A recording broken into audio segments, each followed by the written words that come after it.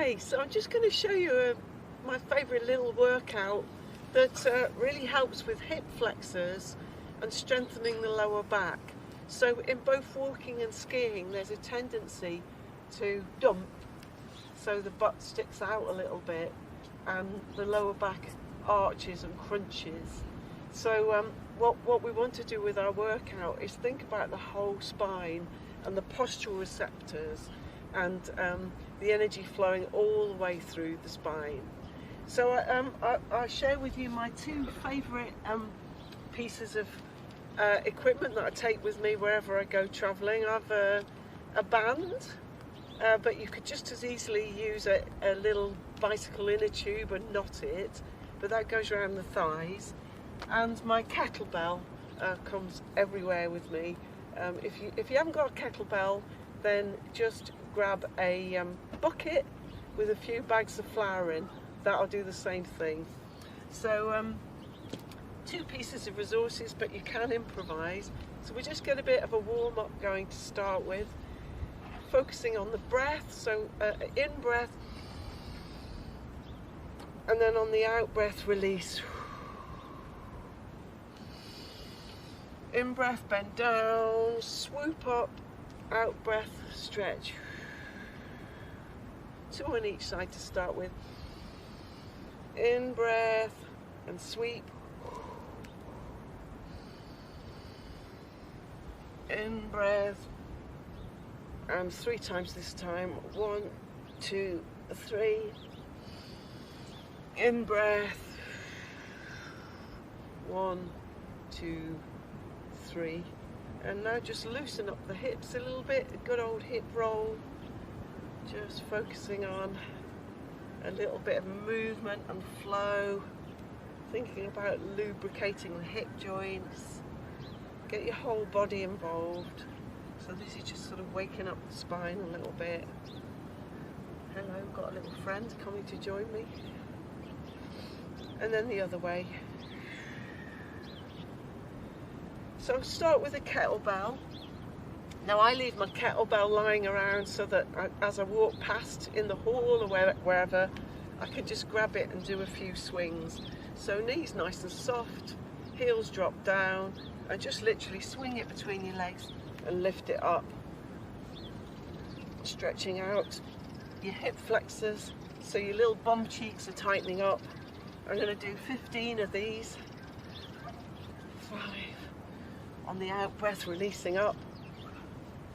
6, 7, 8, 9, 10, 11, 12, 13, 14, 15. So the resistance, the weight, is what is creating that extra little bit of strength. So as the dumbbells are picking up, this is where the hip flexors are really working. So I'm just going to do another little bit of stretch to make sure I'm not going to injure myself before picking them up again and going for another swing. 1, 2, 3, 4, 5, 6, 7, 8, and remember to follow through, really tightening up your buttocks, pushing out your hip flexors, keeping your spine easy. My kettlebell's about 6 kilograms. It doesn't need to be any heavier than that. I've lost count, but I'll stop there. Now the bands, just step into your band. Hi dogs. So you get a nice little bend. So this is really sort of working your thighs, but you're still letting your tail drop. And just 4 steps to the left. 3, 4, 1, 2, 3, 4, 1, 2, 3, 4.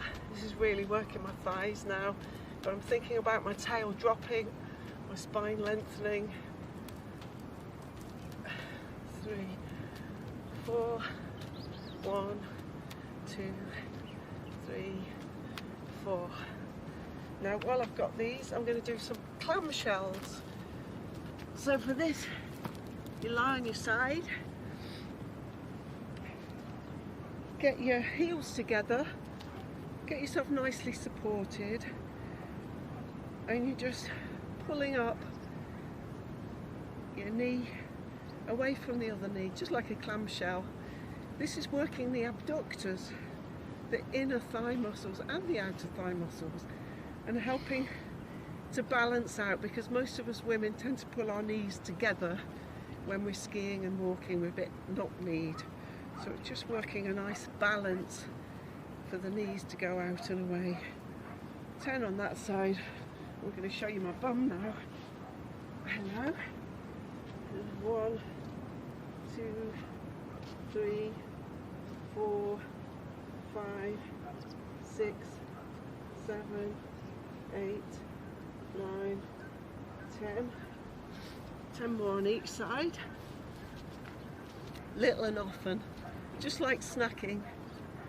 3, 4, 5, 6, 7, 8, 9, 10.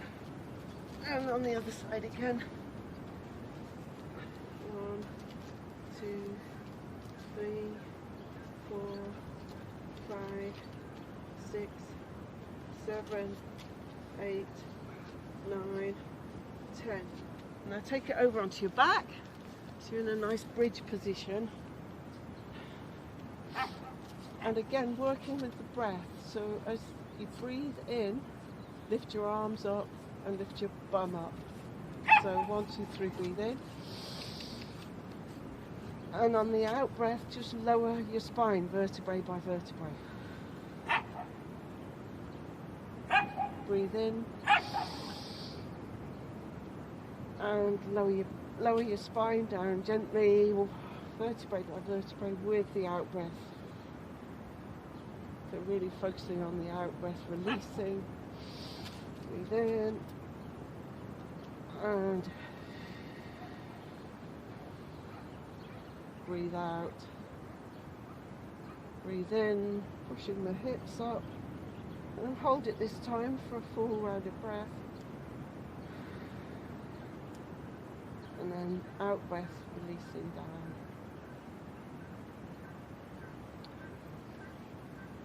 I'm going to take this band off.